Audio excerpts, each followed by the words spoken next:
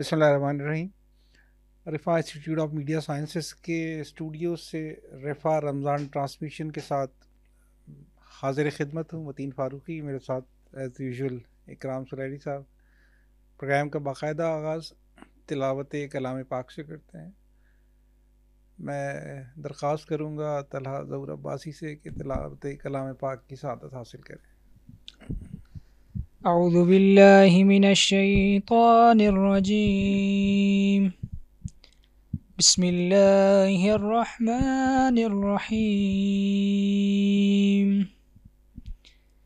یاسین والقرآن الحکیم انک لمن المرسلین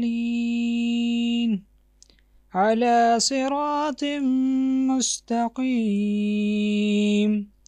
تنزیل العزیز الرحیم لتنذر قوما ما انذر آباؤهم فهم غافلون۔ صدق اللہ العظیم۔ جزاک اللہ تعالیٰ، بہت خوبصورت آواز آپ کی ماشاءاللہ۔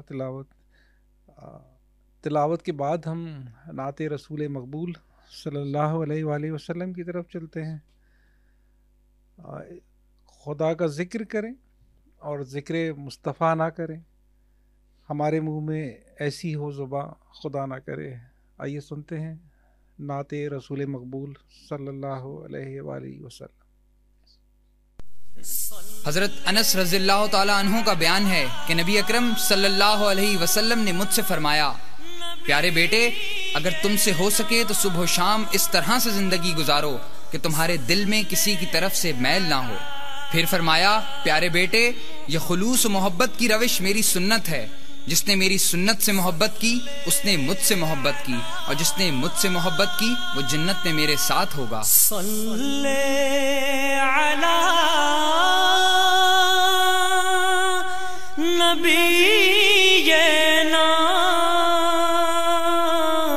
صلی علی محمد صلی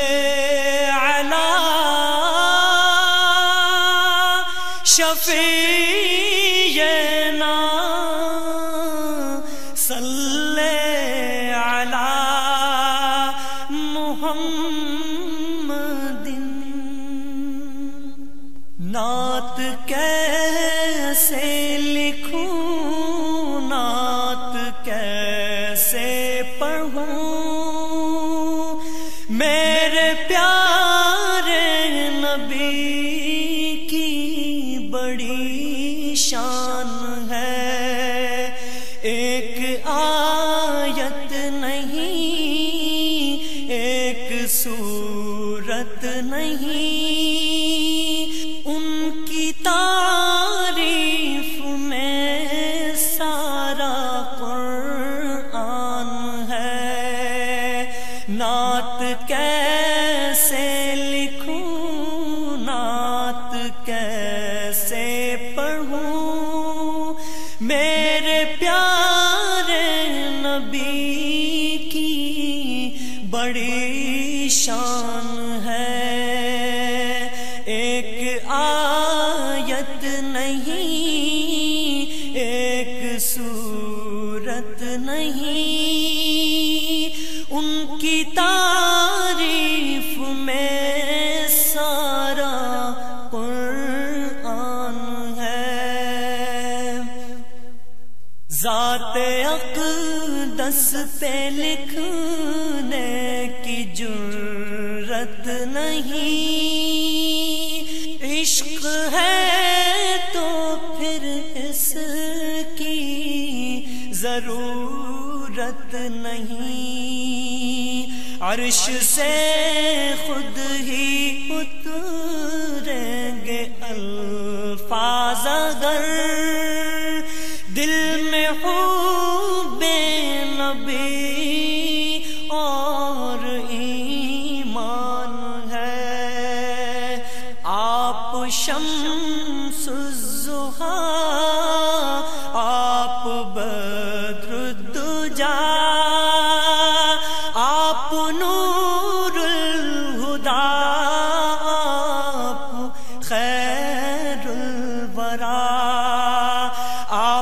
حق آشنا آپ معجز نما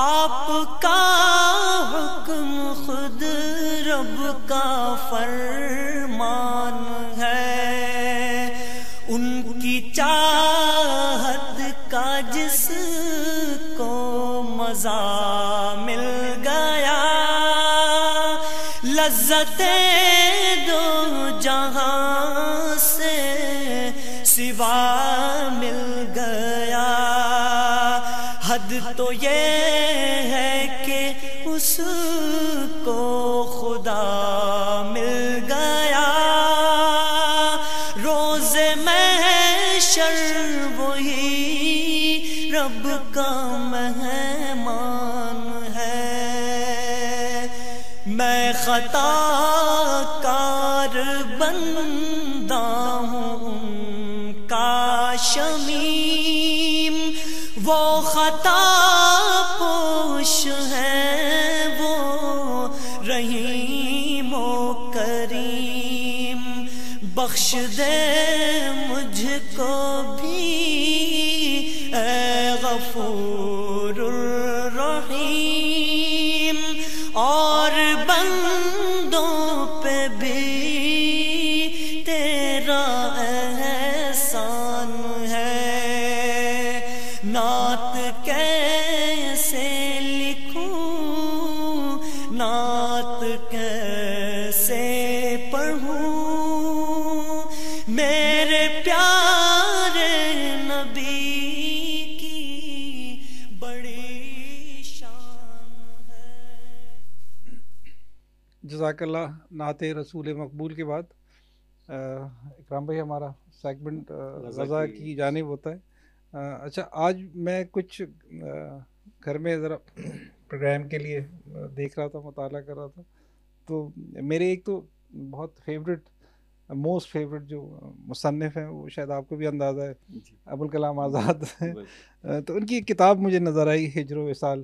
اس سے پہلے کہ میں علی کی طرف جاؤں تو میں تھوڑا سا ایک پیراگراف اس میں سے ذرا آپ کو اپنے ناظرین کو سنانے کے لیے اسی حوالے سے غزہ کے حوالے سے کہ آنکھیں دیکھنے کے لیے ہیں کان سننے کے لیے ہیں اور دل پہلو میں رکھا گیا ہے تاکہ تڑپے اور بے قرار ہو لیکن وہ سب کچھ تمہارے لیے بیکار ہو گیا. جس کو آنکھ دیکھتی ہے اور وہ سب آوازیں بے اثر ہو گئیں جو کانوں سے سنائی دیتی ہیں اور وہ تمام فکریں اور عبرتیں ڈوب گئیں جن سے دل تڑپتے اور روحیں بے قرار ہوتی ہیں. پس جو کچھ کیا جائے لا حاصل ہے اور جو کچھ کہا جائے بیکار ہے. آہ تم غافل ہو گئے تم پر موت کا پنجہ چل گیا تم گمراہی کے قبضے میں آ گئے تمہارے احساس فنا ہو گئے اور تمہارے دل کی دانائی مٹا دی گئی. اگر ایسا نہ ہوتا تو جو کچھ ہو چکا ہے اور جو کچھ ہو رہا ہے وہ ایسا تھا کہ اندھے بینا ہو جاتے لنگڑے چلنے لگتے گونگوں کی چیخ سے دنیا ہل جاتی اور لوگوں کے ہاتھ شیروں کی پنجوں کی طرح تاثور ہو جاتے. آہ تمہاری غفلت سے بڑھ کر آج تک دنیا میں کوئی اچنبھے کی بات نہ ہوئی اور تمہاری نیند کی سنگینی کے آگے پتھروں کے دل چھوٹ گئے. آہ تم ایسے تو نہ تھے پھر تم ان لوگوں کی طرح کیوں ہو گئے جن کے لیے خدا کا رسول ماتم کرتا تھا. ان کے پاس دل ہیں مگر سوچتے نہیں ان کے پاس آنکھیں ہیں مگر دیکھتے نہیں ان کے پاس کان ہیں مگر سنتے نہیں. وہ مثل چار پائیوں کے ہو گئے بلکہ ان سے بھی بدتر اور یہی ہیں کہ غفلت میں ڈوب گئے ہیں.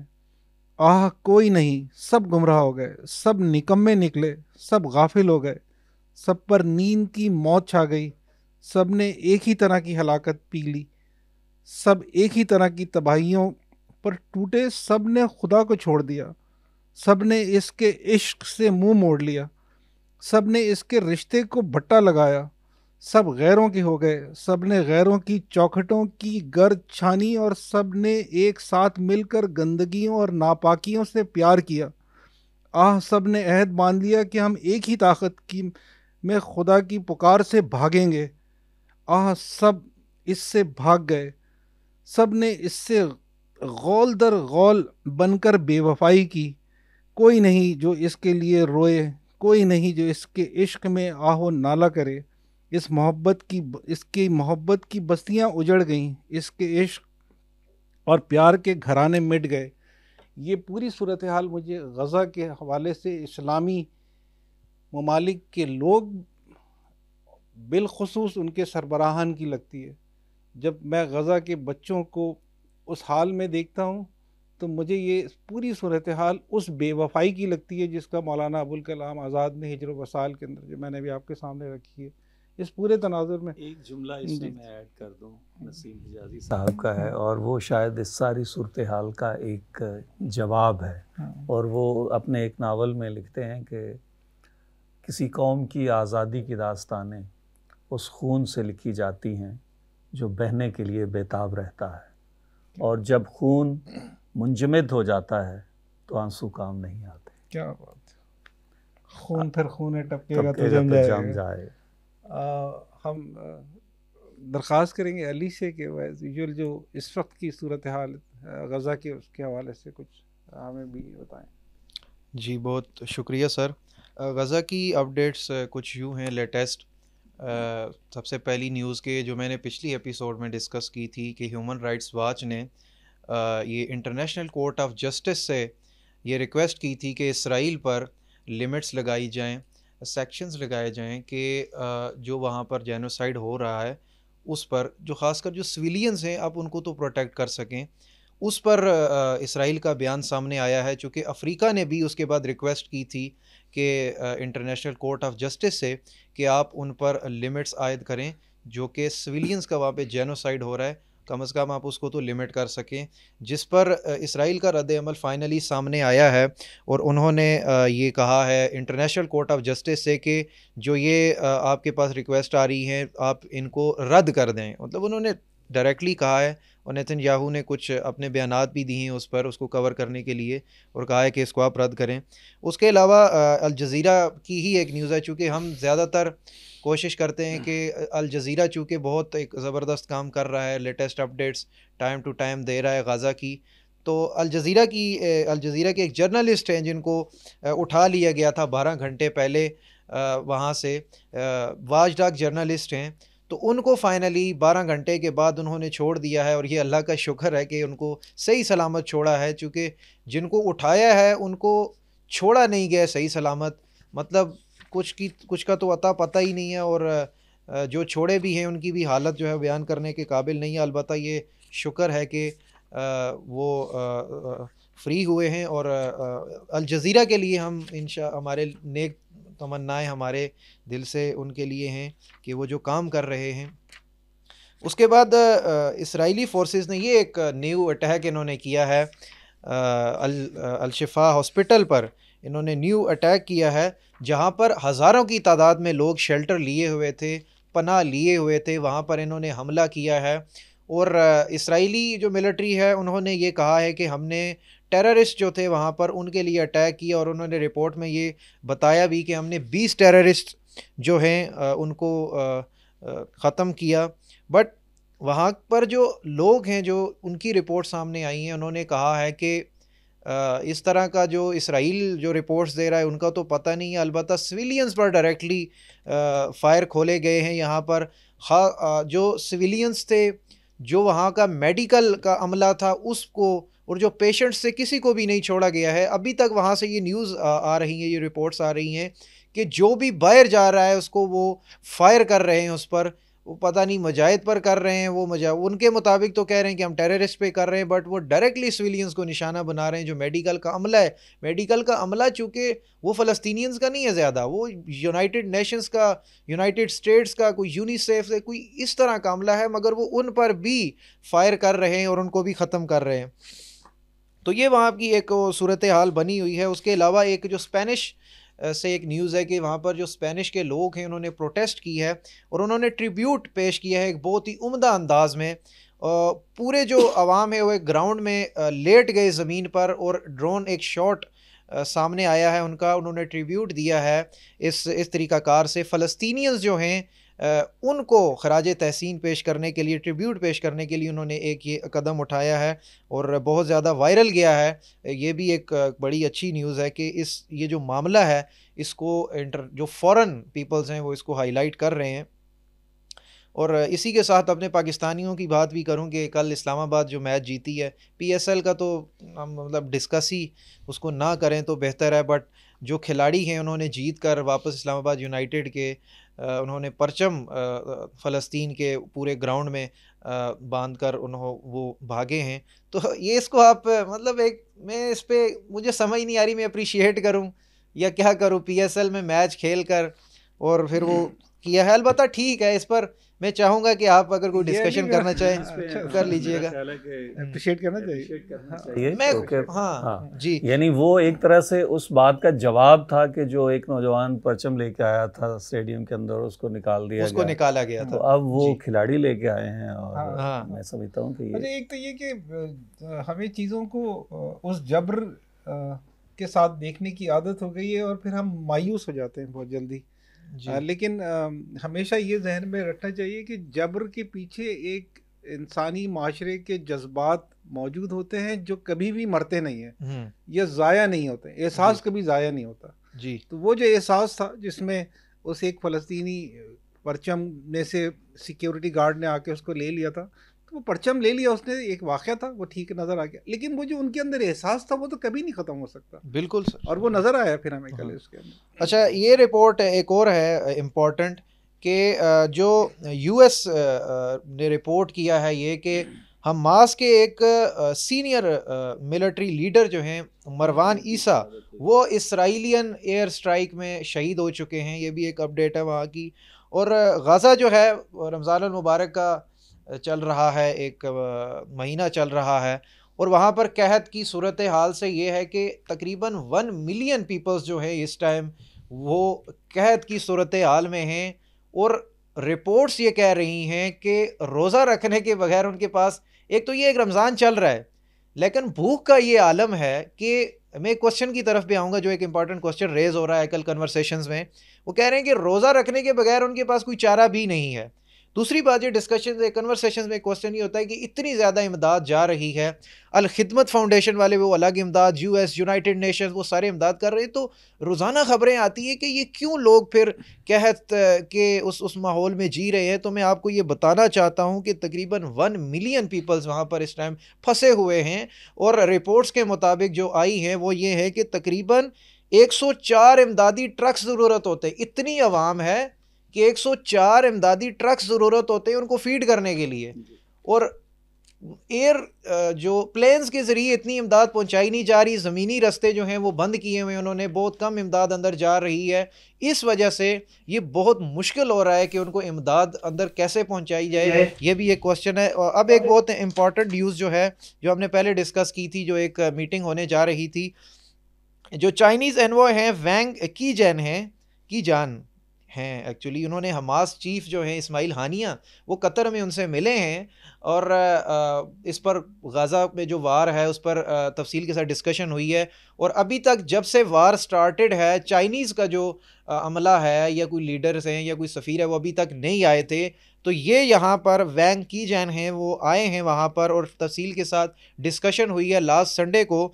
تو انہوں نے ساری اس کا حاصل محل یہ کہ انہوں نے سٹریس کیا ہے اس میٹنگ میں، انہوں نے یہ سٹریس کیا ہے کہ اس چیز کی بہت زیادہ ضرورت ہے کہ وہاں پر جو رپورٹ سامنے آ رہی ہیں، جو لوگوں کا حال ہے، کہ جلد از جلد اس جینوسائیڈ کو روکا جائے اور جو اسرائیلی ملٹری ہے وہ جلد سے جلد فلسطین سے نکالی جائے تاکہ فلسطین کی جو صورت حال ہے اس کو بہتر بنایا جائے. اور یہی پھر جو ہے اسماعیل ہانیہ نے بھی اسی کو رپورٹ کیا ہے. انہوں نے کہا کہ فلسطین کے لیے بہت امپورٹنٹ ہے کہ یہ جو اسرائیلی ملٹری ہے یہ جلد سے جلد یہاں سے چلی جائے اور جینوسائیڈ کو روکے تاکہ فلسطین کی جو سٹیٹ ہے ہم اس کو اس لیول پر لا سکیں دوبارہ سے، ورنہ مشکل ہے، یہ سب کچھ تباہ ہو جائے گا. چونکہ بار بار وہ یہ کہہ رہے ہیں کہ ہمارا فلسطین سے اتنا کوئی تعلق نہیں ہے، جب تک ایک ٹیررسٹ بھی ہے ہم اپنا آپریشن جاری رکھیں گے. بٹ ایکچولی دس مشن، یہ جو مشن ہے یہ فلسطین کو ہی ڈسٹروائے کرنے کا ہے، اور جو گریٹر اسرائیل کا جو ان کا مشن ہے وہ اس پر کاربند ہے.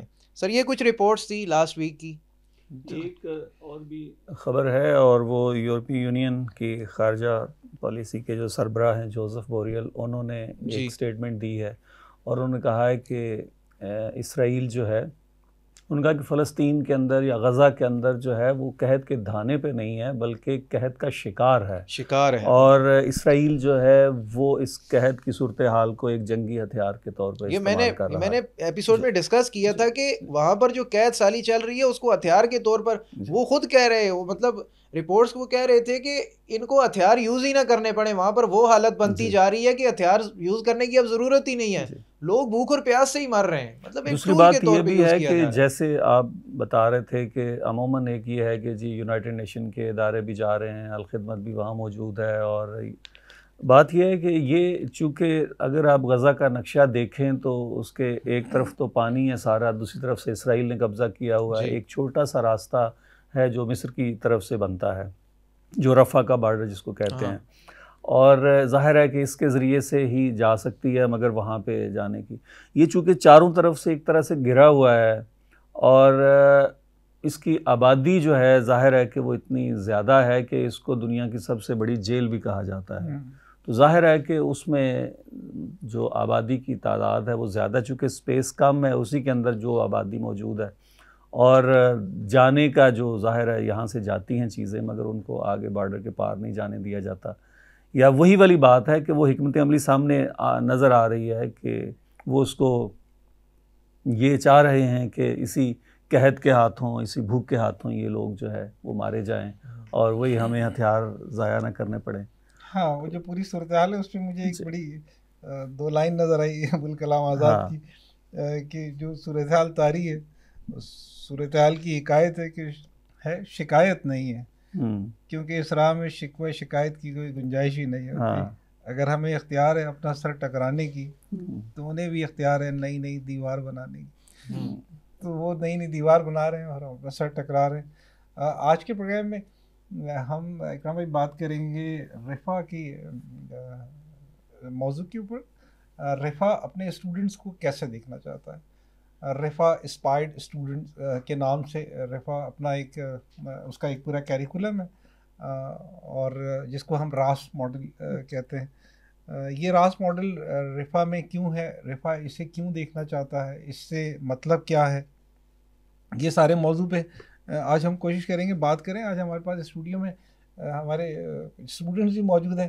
اچھا، اس وقت ویسے میں دیکھنے اور سننے والوں کو ایک بات ضرور بتاؤں کہ اس وقت ہم رفا انسٹیٹیوٹ آف میڈیا سائنسز کے اسٹوڈیو میں ہیں، اور یہ جو سامنے ہمارے مہمان بیٹھے ہیں یہ سارے ہی اسٹوڈنٹ ہیں، اور جو اس وقت کیمروں کے پیچھے ہیں یہ بھی سارے ہی اسٹوڈنٹ ہیں میڈیا سائنسز کے، اور اس وقت جو ایم سی آر میں جو اسٹوڈنٹ بیٹھے ہوئے سوئچنگ پہ اور آڈیو پہ ہیں وہ بھی سارے اسٹوڈنٹ ہیں۔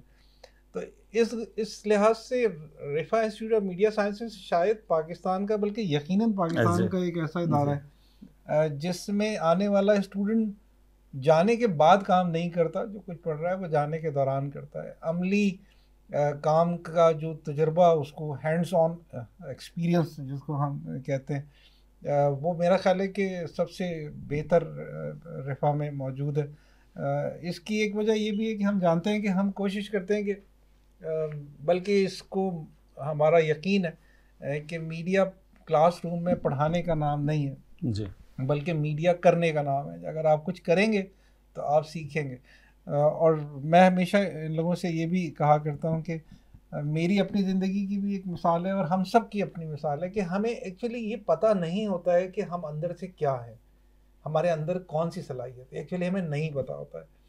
ہمیں زندگی میں ایک ایسا شخص ضرور چاہیے ہوتا ہے جو یہ کہے کہ تمہارے اندر جو یہ جو بچہ بیٹھا ہوا ہے اس کو میں دیکھ رہا ہوں، اور وہ اس کو نکالو باہر، اور وہ اس کی نشاندہی پہ پھر اس کو خود احساس ہوتا ہے کہ اچھا میرے اندر یہ تھا، یہ تو مجھے خود بھی نہیں پتا تھا۔ تو ہم اس بچے کو باہر نکالنے کی کوشش کرتے ہیں میڈیا سائنسز کے اندر، جو اس کے اندر کہیں چھپا بیٹھا ہوتا ہے اور اس نے خود یہ طے کیا ہوتا ہے، جیسے میں نے عرض کیا کہ یہ نہیں، یہ تو میں نہیں ہوں، تو پتہ لگتا ہے نہیں یہ میں تو یہی ہوں۔ مطلب بہت سارے ایسے لوگ ہیں جو سمجھتے ہیں کہ میں کبھی کیمرے کے سامنے نہیں آ سکتا، میں بات نہیں کر سکتا، بعد میں اندازہ ہوتا ہے کہ وہ تو سب سے زیادہ یہی کام کرتا ہے۔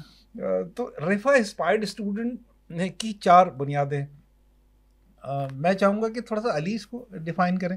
میں صرف علی نے اس کے اوپر کام کیا ماشاء اللہ. ہمارے اسٹوڈنٹ علی نقوی کا تعارف میں چھوٹا سا اور بھی کرا دوں, اتنے پروگرام گزرنے کے بعد بھی اس کی گنجائش پہلے ہونی چاہیے تھی. ہمارے یہاں ایک سبجیکٹ ہے اپلائیڈ میڈیا, جس میں ہم کوشش کرتے ہیں کہ اس میں میڈیا اپلائی کیا جائے, اور وہ کام کلاس روم کی طرح نہیں کرتا بلکہ ایک آفس کی طرح سے کام کرتا ہے, کہ اس میں اسٹوڈنٹ آفس کے طور پہ ہوتے ہیں, اور انہی میں سے ایک اسٹوڈنٹ اس کا سی اے ہوتا ہے, جو اس کے پاس ٹول ان کو ٹھیک کرنے کے لیے مارکس کا ہوتا ہے. ٹیچر اپنے مارکس ان کو دے دیتا ہے.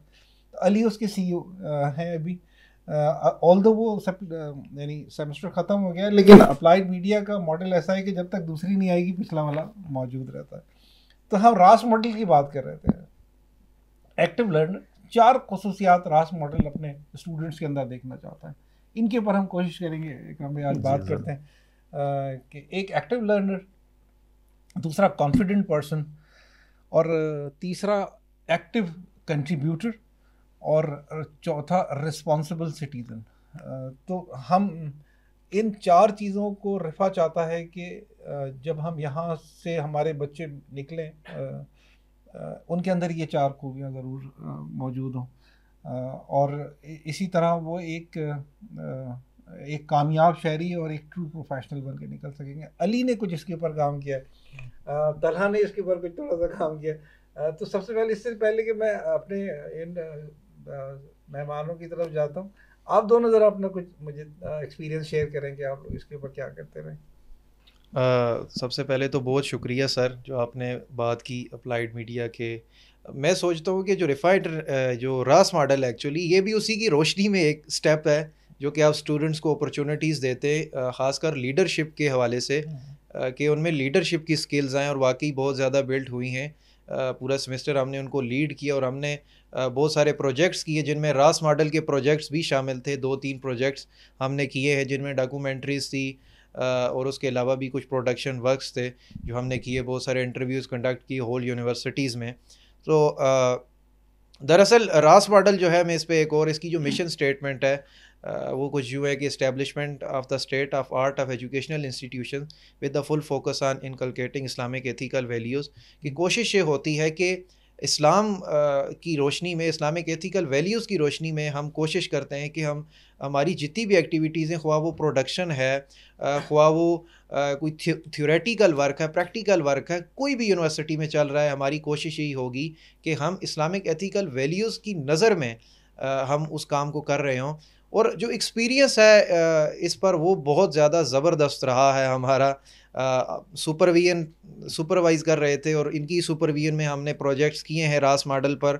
اور اس سے یہ ہے کہ ہم نے اس راس ماڈل کی ایک قسم کی وہ پروموشن بھی کی. مطلب اسٹوڈنٹس کو شاید پتہ نہیں تھا کہ راس ماڈل کیا ہے. جب ہم نے اس پہ کام کیا تو اسٹوڈنٹ سے ہم نے انٹرویوز کنڈکٹ کیے, تو ہماری کوشش یہ بھی ہوتی تھی کہ ہم ساتھ ساتھ اسٹوڈنٹس کو یہ بتا بھی دیں کہ رفا انٹرنیشنل یونیورسٹی دراصل اپنے گریجویٹ سے یا اپنے اسٹوڈنٹ سے وہ کیا چاہتا ہے کہ جب وہ گریجویٹ ہو کے نکلیں تو وہ کیسے ہونے چاہیے, ان کا لائف سٹائل کیسا ہونا چاہیے, ان کا بات کرنے کا طریقہ کیسا ہونا چاہیے, in the light of these 4 factors جو کہ سر متین نے بیان بھی کیے.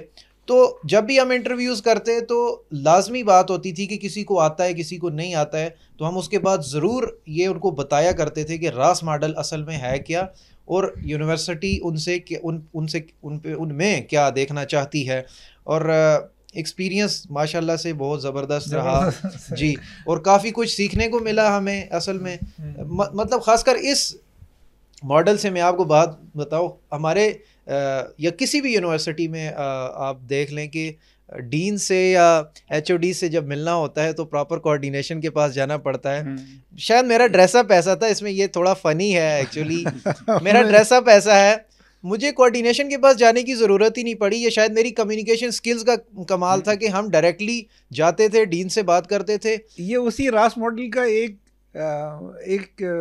شیخ ہے نا جو آپ نے اس کا عملی مظاہرہ کیا, کانفیڈنٹ پرسن. جی جی, اور خوش لباس بھی بڑے ہیں, اور ان کے ساتھ جیسے ایک سی ای او ہوتا ہے اس کے ہاتھ میں ایک بیگ ہوتا ہے, تو ان کے ساتھ ایک وہ بھی تھا ہوتا ہے جو جی ابھی بھی. اچھا, کانفیڈنٹ پرسن کی اگر ہم تعریف کریں یا تعریف کسی کو بتانا چاہیں تو آپ یہ واقعہ بتا سکتے ہیں جو آپ نے بتایا. تو مطلب ہم جاتے تھے تو جب ہم ان سے بات کرتے تھے کہ اچھا ہم یہ کہتے تھے کہ یہ راس ماڈل کا پروجیکٹ ہے, یونیورسٹی جو ہے یہ اس کا پروجیکٹ ہے ایکچولی, اور ہم ایسے بہت کانفیڈنٹ طریقے سے بات کرتے تھے, لگتا ہی نہیں تھا کہ کوئی اسٹوڈنٹ بات کر رہا ہے. آپ یقین کریں میں نے کسی کو نہیں بتایا میں اسٹوڈنٹ ہوں, میں 5ویں سیمسٹر کا اسٹوڈنٹ ہوں. میں نے ہمیشہ کہا کہ I am the CEO of applied media, and what is applied media, they consider it as a subject, اور وہ سوچتے تھے کہ یہ کوئی آرگنائزیشن ٹیچر ہے. تو انہوں نے مجھے کبھی اسٹوڈنٹ تو سمجھا ہی نہیں ہے, اور ہم اتنے کانفیڈنٹ اس وے میں بات کرتے تھے. ہم کہتے تھے کہ ہمیں اس پہ انٹرویوز چاہیے آپ کے, اور ہم بیٹھ کے جب ان سے کوشچن کرتے تھے تو واقعی ایسا لگتا تھا کہ کوئی بہت زبردست بندہ بات کر رہا ہے, کوئی مطلب ٹیچر بات کر رہا ہے, اور کافی اچھا کوئی اسپیکر بات کر رہا ہے. تو یہ بھی راس ماڈل کے کچھ فیکٹرز ہیں جو کہ میں امپلیمنٹ کروائے ہیں, اور وہ کس طرح کروائے ہیں وہ ڈپارٹمنٹ نے ہی کروائے ہیں. وہ ایسے کہ ہم آئے ہیں, یہ ہوتا ہے تھیوریٹیکل ورک ہوتا ہے. سر نہیں, مجھے یاد ہے آپ 2nd سیمسٹر تھا سر, شاید ریڈیو پروڈکشن کورس تھا آپ کا. بالکل ہم آئے جی, پہلی کلاس تھی اور یہی اسٹوڈیو تھا, مجھے آج بھی یاد ہے. اور یہ میز جس پہ آپ بیٹھے ہیں یہ میز بھی یہی تھا, اس کے ارد گرد کرسیاں تھیں. ہم آ کر بیٹھے ہیں, اور پہلے ہی ایک تو ہے نا انٹروڈکشن, سر نے بولا کہ بہتر یہ ہے کہ میں آپ کو پڑھاؤں, اس سے بہتر ہے کہ میں آپ کو میدان میں چھوڑ دیتا ہوں, آپ خود دیکھیں گے, بولیں گے, سیکھ لیں گے. آپ یقین کریں دوسرا رمضان تھا سر, وہ بھی رمضان تھا جی, وہ رمضان کا مہینہ تھا. اس کے بعد سر نے تھوڑا ہمیں گائیڈ کیا, اور دوسرے سیمسٹر میں اس کے بعد ہم نے پورا رمضان المبارک کی جو ٹرانسمیشنز تھی وہ میں نے ہوسٹ کی, میرے ساتھ طلحہ تھے, یہی تقریباً اسٹوڈنٹس تھے, ہم نے ہوسٹ کی. تو آپ خود سوچ سکتے ہیں باقی یونیورسٹیز جہاں پہلے بٹھا کے شاید بتائیں گی کہ یہ ہمیں پہلے ہی پریکٹیکل فیلڈ میں اتارا اور بتایا کہ بتانا نہیں ہے, بولو یہ سب کچھ ہے. اچھا, اس سے پہلے کہ میں کچھ طلحہ کے بھی تجربات لوں یہ والے راس ماڈل کے, میں آمنہ اور اسماعیل اور ان بچوں کی طرف ایک سوال چھوڑے جا رہا ہوں, پھر واپس آتا ہوں. کہ ابھی ساری گفتگو ہوئی, ذہن میں تھا رفا آتے ہوئے کہ اتنی مختلف ہوگی جتنی کہ اب آپ کو نظر آتی ہے. یہ سوال میں آپ سے بھی کرتا ہوں. اس سے پہلے میں طلحہ سے پوچھتا ہوں کہ اپنا ایکسپیرینس بتائیں, یہ جو راس ماڈل کے اوپر کام کرتے رہے. یہ سر راس ماڈل پہ آپ کی سپرویژن میں ہم نے کام کیا تھا, ہم نے ڈاکومنٹری بھی بنائی تھی. وہ ایک ہمیں اس طرح کا پروجیکٹ ملا تھا کہ ہم نے اس راس ماڈل کو پوری یونیورسٹی کے اندر جو ہے پروموٹ کرنا ہے, تاکہ جو اسٹوڈنٹس ہیں ان کو پتہ تو چلے کہ اصل میں راس ماڈل ہے کیا. تو تھوڑا سا میں وہ ڈیٹیل بتا دوں کہ راس ماڈل ایکچولی ہے کیا, تو اس کے بعد میں اپنا ایکسپیرینس بھی شیئر کرتا ہوں. جیسے کہ علی نے بتایا کہ رفا کی جو مشن اسٹیٹمنٹ ہے وہ یہی ہے کہ establishment of state of art educational institutions with the focus of inculcating Islamic ethical values. اس کے ساتھ ساتھ رفا اپنی ویلیوز بھی رکھتا ہے کہ اس کی ویلیوز کیا ہیں. رفا کی ویلیو یہ ہے کہ پہلی ویلیو یہ ہے کہ الآخرہ کیا ہے کہ الآخرہ اورینٹڈ ڈیسیجن, کہ آخرت کے بارے میں جو ڈیسیجن میکنگ ہے وہ اپنے اسٹوڈنٹ میں وہ دیکھنا چاہتا ہے. اس کے ساتھ ہے اتقان, پرسویشن آف ایکسیلنس.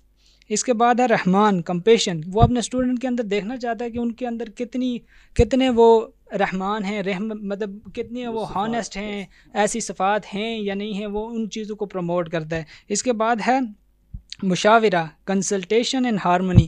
یعنی یہ ایک ایسا ہے کہ ہمارے دین میں بھی مشورے کی اتنی اہمیت ہے جو حضور صلی اللہ علیہ وسلم کی حدیث سے ہمیں سمجھ آتا ہے. تو رفا کی ویلیوز کے اندر یہ شامل ہے کہ وہ اسٹوڈنٹ کو اس قابل بنائیں اس راس ماڈل کے تھرو کہ وہ یہ جو کنسلٹیشن کا پروسیس ہے اس کو بہت اچھی طرح سے سمجھ سکیں.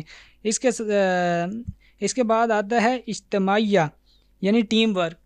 جیسے کہ ہم ابھی بات کر رہے تھے کہ ہم نے وہ پروجیکٹ کیا, وہ میں اور علی دونوں نے کیا تھا, اور ہمارے ساتھ اور بھی اسٹوڈنٹ تھے اپلائیڈ میڈیا کے. تو وہ ایک ٹیم ورک کی ایک سچویشن میں ہم نے ٹیم ورک مطلب مل کے ہم ڈینز کے پاس جاتے تھے, اسٹوڈنٹس کے پاس جاتے تھے, کچھ پروڈکشن کا کرتے تھے, کچھ ہم جا کے اگر بات کرنی ہو کچھ پورا پراپر ہم ان سے ڈسکشن کرنے کے بعد جو ہے وہ ٹیم ورک کے تھرو ہم اس چیز کو راس ماڈل کو امپلیمنٹ کرنے کی کوشش کرتے تھے, اور ان سے جاننے کی کوشش کرتے تھے کہ وہ ایکچولی جو ڈینز سے ہم یہ جاننے کی کوشش کرتے تھے کہ وہ ایسے کیا سٹیپس اٹھا رہے ہیں کہ یہ راس جو ماڈل ہے رفا کا, جو رفا کی ویلیوز ہیں ان کو امپلیمنٹ کرنے کی کوشش کی جائے. تو موسٹلی تو اسٹوڈنٹ جو تھے وہ ان کو تو نہیں پتہ تھا راس ماڈل کا, کیونکہ یہ جو ہماری پروموشن تھی اس سے ہمیں تو یہی اندازہ ہوا تھا.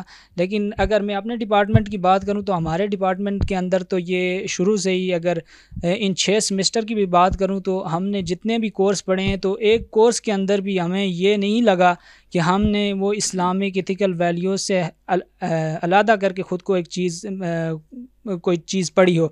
چاہے وہ ہم نے اگر پروڈکشن کا کام کیا تو اس کے اندر بھی ہمیں یہ بتایا جاتا تھا کہ آپ نے کن کن لمیٹیشن کے اندر اپنی اسلامک ایتھیکل ویلیوز کو فالو کرتے ہوئے کچھ چیز لکھنی ہے. فار ایگزامپل اگر کوئی میں نے اسکرپٹ لکھنی ہے تو اس کے اندر بھی اس چیز کا خیال رکھنا ہے, کیونکہ میں نے 2 ریسرچ پیپر لکھ چکا ہوں, ریسرچ آرٹیکلس ابھی تک 5th سیمسٹر تھا. تو جب میں کنسلٹیشن کے لیے جاتا تھا اپنے ٹیچرز کے پاس تو وہ اس چیز پر زیادہ فوکس کرتے تھے کہ آپ نے اپنے ہمارے معاشرے کے اندر جو اسلامک ایتھیکل ویلیوز ہیں یا ہمارے معاشرے کے اندر جو چیزیں ہیں, جو یونیورسٹی کے اندر جو ویلیوز ہیں, ان کو لازمی آپ نے اس چیز پہ رکھنا ہے اور اپنے آرٹیکل اس انداز سے لے کے جانا ہے. کہ میں نے جو فرسٹ آرٹیکل لکھا تھا وہ بیسیکلی لنگوسٹک ریسزم پہ تھا, کہ جو یہ کامیڈی شوز ہوتے ہیں اس کے اندر جو مختلف زبانوں کے ساتھ جو ریسزم کو پروموٹ کیا جاتا ہے, لوگوں پہ ایسی جگتیں کی جاتی ہیں. تو اس کے اوپر بھی جب میں چیزیں لکھ رہا تھا, جن کو فائنڈ آؤٹ کر رہا تھا, تو میری فائنڈنگز کے میرے جو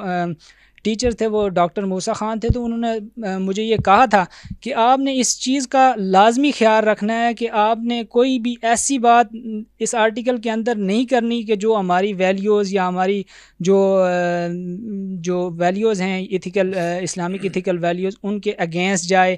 بے شک وہ اگر ان کے اندر انہوں نے وہ اس چیز کو ہائی لائٹ بھی کیا زیادہ, لیکن آپ نے اس کو انڈائریکٹلی تو مطلب اس کو لکھنا ہے, لیکن اس طرح سے کھلے الفاظ میں نہیں لکھنا کہ وہ اس چیز کے ایسے لگے کہ یہ ایک کوئی غلط بات ہو رہی ہے یا اس طرح کی چیز ہو رہی ہے. جزاک اللہ, بہترین. وہ راس ماڈل کی ایکسپیرینس ہمارے ان دونوں اسٹوڈنٹس نے بہت زیادہ ایک ڈاکیومنٹری پہ کام کیا اصل میں, اور اس میں مختلف کیمپسز کا دورہ کیا, کچھ لوگوں سے بھی ملے, اور وہ ان کی ساتھ پوری ٹیم بھی اور رہی. اور اس پورے ایکسرسائز سے جو ابھی آپ کے سامنے تھی بھی, مجھے مولانا کی ایک لائن یاد آتی ہے کہ دین کا کام کرنا جب شروع کرو گے تو کسی کو فائدہ ہونا ہو تمہیں ضرور ہو جائے گا. تو یہ جو راس ماڈل کی جتنی تفصیل وہ باقی لوگوں کو کتنی پتہ تھی وہ نہیں پتہ, لیکن ہمارے اسٹوڈنٹس کو ایٹ لیسٹ ضرور پتہ ہوگی. اچھا, ایک پہلو اور بھی ہے کہ یہ ضروری نہیں کسی فرد کو یہ پتہ ہو کہ جو میں کر رہا ہوں اس کا نام راس ماڈل ہے.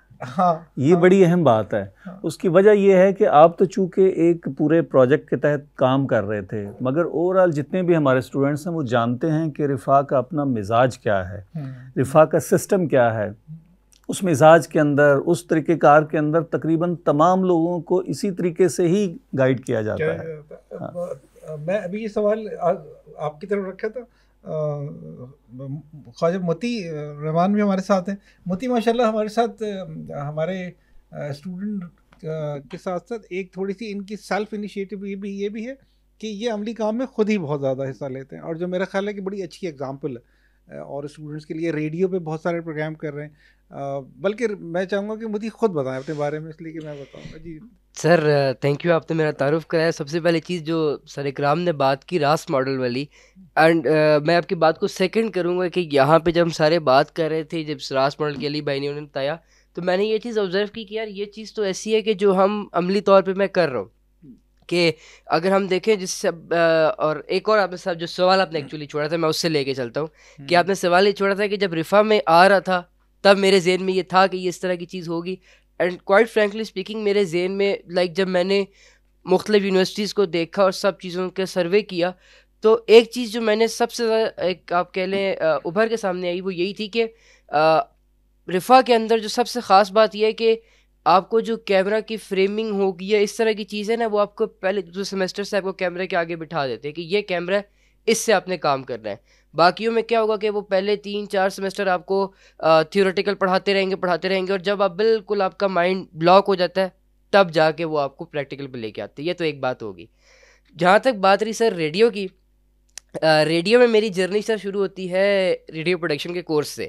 لائک اس میں ایک جب میں آیا بھی تھا تو میری تھا کہ میں نے بس کیمرہ استعمال کرنا اور یہی میری فیلڈ ہے. لیکن جب میں نے ریڈیو میں آیا اور کچھ کام کیا, کچھ سیکھا, تو پھر ایک چیز سمجھ آئی کہ یار میں بول سکتا ہوں, اور ریڈیو میں نے آغاز کیا جو اپنا ایک میرا پہلا پروگرام تھا وہ تھا ایک بک ریڈنگ کا. مطلب جس طرح آپ کے سامنے ایک کتاب پڑھی ہے, اب اس کو ایک طریقہ یہ ہے کہ کوئی بھی پڑھ دے گا, بٹ اس کے اندر سے یہ چیز سمجھتے ہوئے کہ ریڈیو کی اصل جان کیا ہے کہ آپ کو کوئی دیکھ نہیں رہا. اگر آپ نے کوئی جذبات ابھارنے, کسی کے اندر کسی کو کوئی خیال دلانا ہے, وہ آپ کی آواز ہے. تو اس بک ریڈنگ سے مجھے پہلا فائدہ کیا ہوا کہ مجھے جو میری بات کرنے کا انداز تھا وہ بہتر ہوا. پھر ایونچولی جس طرح کا آپ نے بات کی سیلف لرننگ کی, آئی گیس یہ 8ویں کے 9ویں ایپیسوڈ ہے ہماری, اور میں شاید پیچھے ہی تھا. تو اب یہ ایک طرح سے ہمارے میزبان بھی ہیں چونکہ ہوتے ہیں, اور ان کا یہ میں سمجھتا ہوں کہ چونکہ ہم یہاں پہ افطاری بھی کرتے ہیں تو مطیع اللہ جو ہیں, مطیع الرحمان, وہ سب سے یہاں پہ انتظامات کرنے میں اور کھجوریں اور ساری چیزیں رکھنے میں دوسرے بھی کر رہے ہوتے ہیں, مگر یہ ان کی حیثیت چونکہ ایک میزبان کسی بھی ہے تو اس وجہ سے. اور دوسری چیز میں جو ریڈیو کی اور اپنی سیلف لرننگ کی سر راس ماڈل کی بات کریں کہ جب میں نے ریڈیو شروع کیا تھا نا سر, آپ جانتے ہو کہ ہمارے اسٹوڈیو انجینئر واجد محمود صاحب, ایک ہوتا ہے نا کہ کسی چیز کو ہاتھ پکڑ کے سکھانا.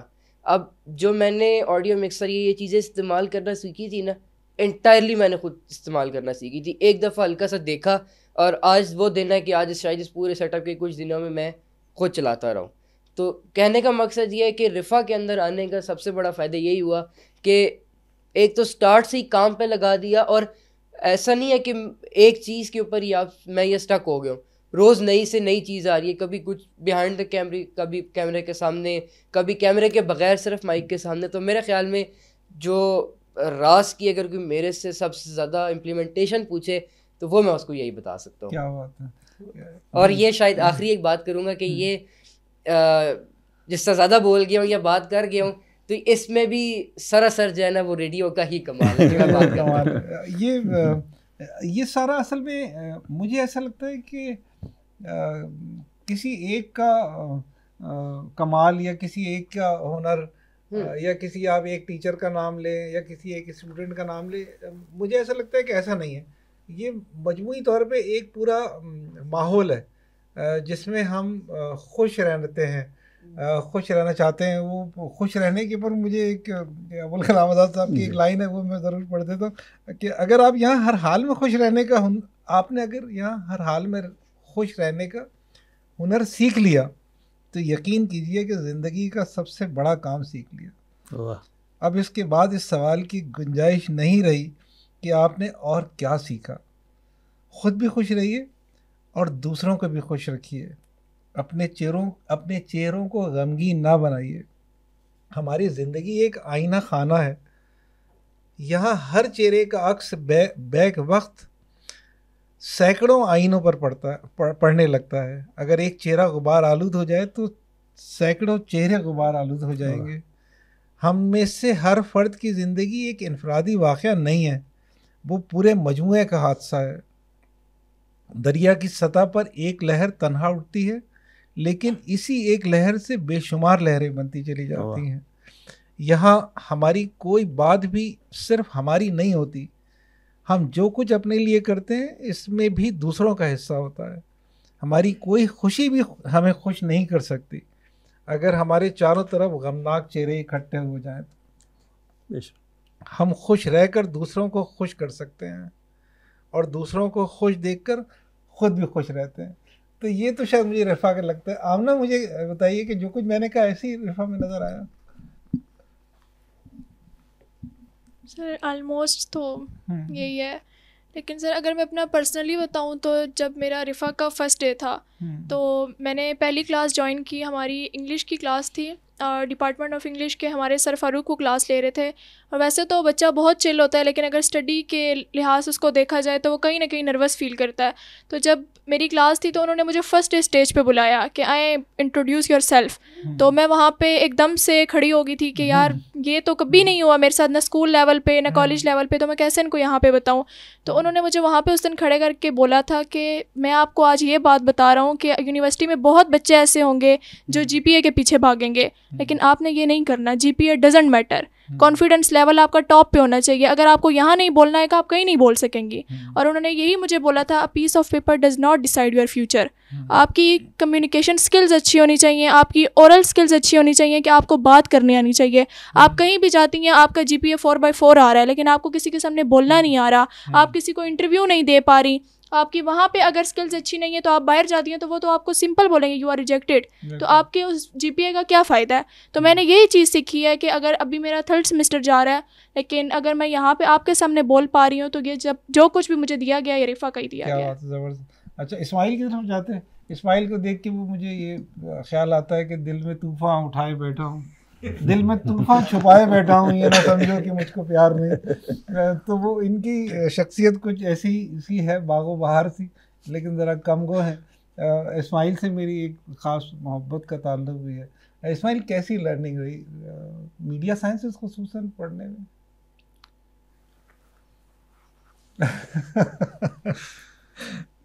سر میں جب اچھا میں اسماعیل کی خاموشی بھی ایک زبان ہے, میں وہی کہنے لگا تھا کہ خاموشی بھی ہے, لیکن یہ کہ چونکہ یہاں مجبوری ہے مائک لگائے تو بولنا پڑے گا. تو جب میں نے میڈیا اسٹڈیز میں لیا تھا نا ایڈمیشن, تو مجھے نہیں پتا تھا بھائی میں ادھر, مطلب کافی یونیورسٹیز ایسی ہوتی ہیں آپ کو اکوپمنٹ وغیرہ نہیں دیتے, تو مجھے یہ تھا بھائی شاید میں کیمرہ چلانا سیکھ پاؤں گا کہ نہیں, کیونکہ یہ بھی ایک بہت بڑی ہیلپ ہوتی ہے اگر آپ یونیورسٹی آپ کو اکوپمنٹ دے رہی ہے, آپ کی ہیلپ کر رہی ہے. تو رفا میں آنے کے بعد میرے خیال سے واحد یونیورسٹی ہے جو آپ کو اکوپمنٹ دیتی ہے, بچوں کے ہاتھ میں پکڑاتی ہے تاکہ وہ چیزیں سیکھیں پریکٹیکلی. تو یہ بہت بڑی ہیلپ ہے. کیا ہوتا ہے. اچھا یعنی کچھ ایک مختلف منظر لگا FSC اور کالج اسکول سے کے بعد والے اس میں یونیورسٹی کی لائف کا؟ یونیورسٹی کی لائف الگ ہے, بالکل مختلف لگا. اٹس اباؤٹ اسٹوڈنٹ اور ٹیچر, کیا چیز فرق لگی؟ اسٹوڈنٹس بھی ہیں, اور کچھ لوگ کیمرے کے سامنے آپ کے کھڑے ہیں تو آپ ظاہر دکھا نہیں سکتے, ٹیچرس بھی ہیں کیونکہ کیمرے کے پیچھے کھڑے. اسکول کالج تک تو رٹے والا سسٹم ہوتا ہے, صحیح ٹھیک ہے, ٹیچرز بس پڑھایا, بورڈ پہ لکھوایا اور چلے گئے. لیکن آپ جب یونیورسٹی میں آتے ہو ٹیچر کے ساتھ ایک بانڈنگ بن جاتی ہے آپ کی, وہ آپ کو سکھاتے ہیں, آپ کو ساتھ لے کے چلتے ہیں, ڈفرینس ہے. یہ جو انہوں نے بات کی ہے کہ آتے ہیں اور جسٹ لیکچر دے کے چلے جاتے ہیں, تو یہ یونیورسٹیز کے اندر بھی ہوتا ہے, لیکن رفا کے اندر میں نے یہ چیز بہت زیادہ نوٹ کی ہے کہ جو ٹیچرز ہیں وہ بہت زیادہ کوآپریٹیو ہوتے ہیں اسپیشلی اسٹوڈنٹس کے ساتھ. مگر اگر ان کو کوئی بھی ہیلپ چاہیے ہو تو وہ کسی بھی ٹائم ان کے آفس میں جا سکتے ہیں, کسی بھی ٹائم ان سے مل سکتے ہیں, تو یہ بڑی اچھی چیز ہے. ہم اس پروگرام کو ٹھیک ہے, اس پروگرام کے آخری سیگمنٹ میں ہم اکرام بھائی سے درخواست کریں گے کہ ایک شاعر ہیں نعیم صدیقی صاحب کی ایک نعت ہے. بات وہی ہے کہ ہم چونکہ غزہ کو لے کے چل رہے ہیں, لیکن اوور آل بھی ہمارے معاشرے کے اندر جو مسائل ہیں, ہمارے اندر ایک ظاہر ہے کہ ایک ایسی کیفیت ہے کہ انسان بھرا ہوا ہوتا ہے, تو وہ ایک کیفیت ہے جو نعت کی صورت میں نعیم صدیقی صاحب نے, یہ نعت کا ایک بالکل اور انگ ہے. عام طور پہ ہم نبی پاک صلی اللہ علیہ وآلہ وسلم کی شان میں نعت کہتے ہیں, شعر کہتے ہیں, مگر یہ ایک طرح سے فریاد ہے. جیسے الطاف حسین حالی نے کہا تھا کہ اے خاصہ خاصان رسول وقت دعا ہے, امت پہ تیری آ کے عجب وقت پڑا ہے. جی جزاک اللہ. تو یہ میں اکرام بھائی سے درخواست کروں گا کہ یہ نعت مکمل کر دیں, اور جو وہاں MCR میں ہمارے پروڈیوسر بیٹھے ان سے کہوں گا کہ جیسی اکرام بھائی کی نعت ختم ہو بس اسی وقت ہی سائن آؤٹ کر لیں, کیونکہ یہ ہمارا میرا خیال ہے ہم ٹائم سے آگے نہیں کر رہے. جی اکرام. اے میرے نبی صدق و صفا, اے میرے نبی صدق و صفا, جب دل پہ شب غم چھاتی ہے, اور دل کی شب غم میں کوئی جب برق بلا لہراتی ہے, اور برق بلا جب بن کے گھٹا باران شرر برساتی ہے. ایسے میں تڑپ اٹھتا ہے یہ دل, ایسے میں تیری یاد آتی ہے, اے میرے نبی صدق و صفا. جب چاندی کے بت خانوں میں انسان کے لہو کی بھینٹ چڑھے, نہ شاہو مہنتوں پر تاری، ہر بت کا قد کچھ اور بڑھے، ان بت خانوں میں چیخ کوئی جب گونج کے دل دہلاتی ہے، ایسے میں تڑپ اٹھتا ہے یہ دل، ایسے میں تیری یاد آتی ہے، اے میرے نبی صدق و صفا۔ بازار گناہ کی روشنیاں جب گھور اندھیرے پھیلائیں، کم خواب کی سیجوں کی کلیاں چبھتے ہوئے کانٹے بن جائیں، کم خواب کی سیجوں کی کلیاں چبھتے ہوئے کانٹے بن جائیں، جب اغوا ہو کر بکنے والی کوئی طوائف گاتی ہے، ایسے میں تڑپ اٹھتا ہے یہ دل، ایسے میں تیری یاد آتی ہے، اے میرے نبی صدق و صفا۔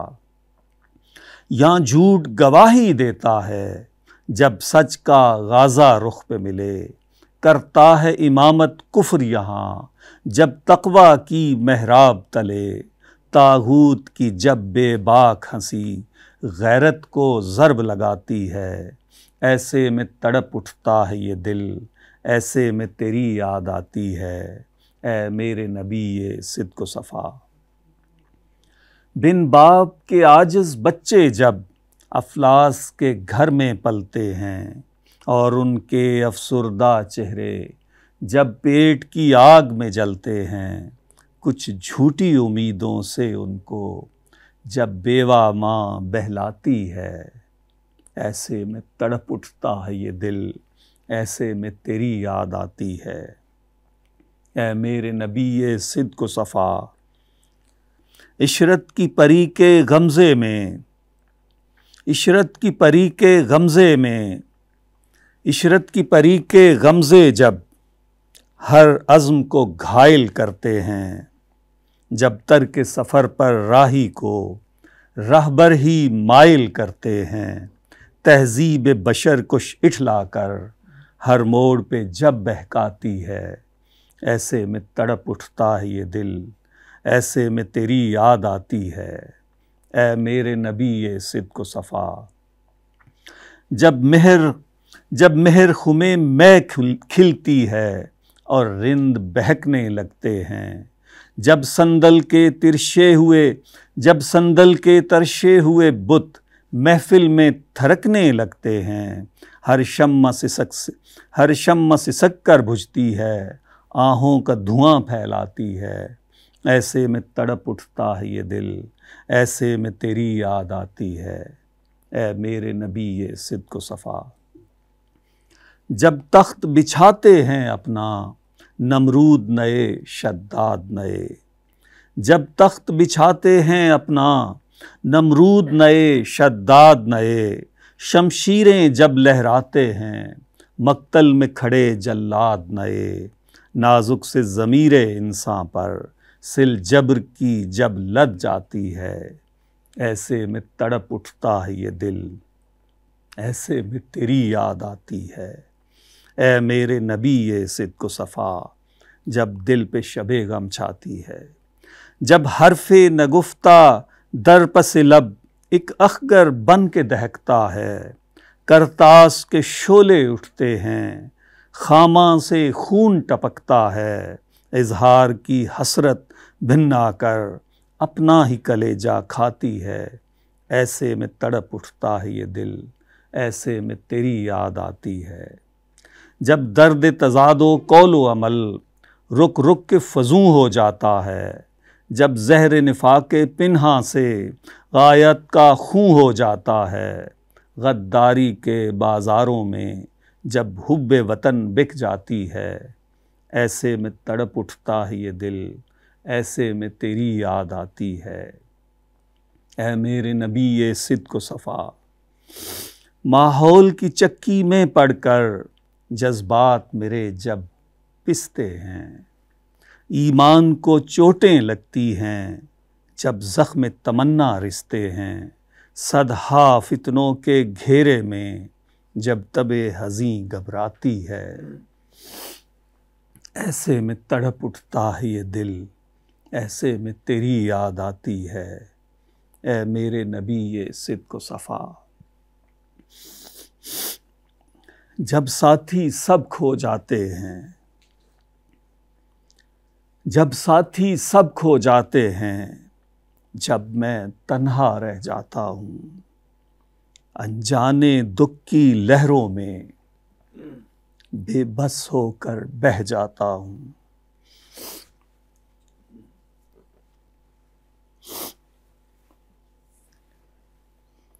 جب ساتھی سب کھو جاتے ہیں، جب میں تنہا رہ جاتا ہوں، انجانے دکھ کی لہروں میں بے بس ہو کر بہہ جاتا ہوں۔ جب سہمی سہمی میری خودی لہروں میں غوطے کھاتی ہے، ایسے میں تڑپ اٹھتا ہے یہ دل، ایسے میں تیری یاد آتی ہے۔ اے میرے نبی صدق و صفا، جب دل پہ شب غم چھاتی ہے۔ اے میرے نبی صدق و صفا۔ جزاک اللہ اکرم بھائی۔